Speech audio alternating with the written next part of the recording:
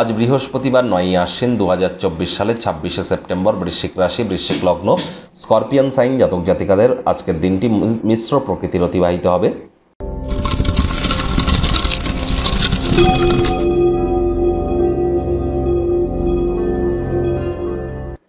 ভিডিওটির শুরুতে স্ক্রিনে আপনারা দেখতে পাচ্ছেন বৃহস্পতির বীজ মন্ত্র ওম গ্রাং গ্রিং রং স গুরবে নমঃ।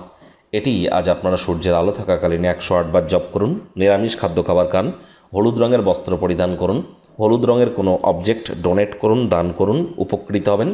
যদি আপনি পরিবার তৈরি করতে চান, ভালো ফ্যামিলি তৈরি করতে চান, পুত্র সন্তান প্রাপ্তি করতে চান, আধ্যাত্মিক জগতে নিজের উন্নতি চান, নাম যশ খ্যাতি প্রভাব প্রতিপত্তি ঐশ্বর্য বৃদ্ধি করতে চান, তাহলে বৃহস্পতির মজবুতি কিন্তু অত্যাবশ্যক। আজ অবশ্যই এগুলি করুন এবং যদি পারেন দীক্ষা যদি না নিয়ে থাকেন ইমিডিয়েট দীক্ষা গ্রহণ করুন। মনে রাখবেন জন্মগুরু, শিক্ষাগুরু, দীক্ষাগুরু ছাড়া এ জীবন অন্ধকার সম। ভাগ্য মিটার আজ আপনাদের বলছে 5 আউট অফ 10 ভাগ্য আপনাদের অনুকূলেই থাকবে। সম্পর্কের ক্ষেত্রে এবং কর্মজাগতিক ব্যাপারে আপনাদেরকে একটু সাবধানতা অবলম্বন করেই চলতে হবে। শুভ সংখ্যা থাকছে 6, শুভ রং থাকবে যে কোনো লাইট কালার। শারীরিক মনোবলকে বজায় রাখার জন্য খেলাধুলোতে একটু সময় ব্যয় করুন। কায়িক পরিশ্রম হলেও শরীর মনে সতেজতা এবং তরতাজাই আপনারা অনুভব করবেন। অর্থগত ব্যাপারে আয় ইনকাম বাড়বে।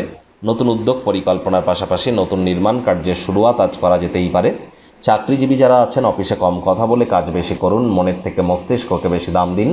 কোনো প্রকার অফিস পলিটিক্স বা গসিপিংয়ের অংশ যেন হবেন না, বসের কিন্তু কুনজরে পড়ে যেতে পারেন। আজ উল্লেখযোগ্য ব্যবসায়িক কারবার করার আগে আবেগকে নিয়ন্ত্রণে রাখুন। রাজনীতিবিদ যারা আছেন জনসংযোগ বৃদ্ধি করুন। শিক্ষার্থী বিদ্যার্থীদের পড়াশোনায় মনোযোগ আরও বৃদ্ধি করতে হবে। উচ্চশিক্ষার জন্য যারা বিদেশ যাত্রার কথা ভাবছিলেন ভাগ্যদেবী আজ আপনাদের পক্ষে নেই। আজ আপনাদের সন্তান সন্ততি থেকে থাকলে তাদের দিকে কঠোর সজাগ দৃষ্টি বজায় রাখুন। অসৎ সঙ্গে কিন্তু চলেই যেতে পারে। চোখে চোখ রেখে খুব ইজিলি মিথ্যে কথাও বলে দিতে পারে। নেশা ভাঙের প্রতি আকৃষ্ট হতে পারে। প্রেমিক প্রেমিকা স্বামী স্ত্রী ভালোবাসার মানুষের চরিত্র নিয়ে সন্দেহবাতিক যেন হবেন না। তৃতীয় কোনো ব্যক্তিকে ভুলেও সম্পর্কের মধ্যে যেন প্রবেশ করতে দেবেন না। সম্পর্কের দুর্বলতা বাড়তে পারে।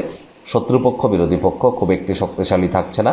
পরিবার পরিজন নিকটে স্থানীয় ব্যক্তিবর্গ বন্ধু স্বজন কারোর উপরেই জোর করে নিজের মতামতকে জাহির করলেই ক্ষতি। শান্ত মেজাজে থাকুন, হুটহাট করে রেগে যেতে পারেন। রাগ কিন্তু স্বল্প পাগলামির একটি রূপান্তর মাত্র। মুখ ফসকে এমন কোনো কথা বেরিয়ে যাবে পরে অনুশোচনা করবেন। তীর একবার বেরিয়ে গেলে ফেরত আসা কোনো মতেই সম্ভব নয়। কাজের জায়গায় আবারও বলছি আবেগকে নিয়ন্ত্রণে রাখুন।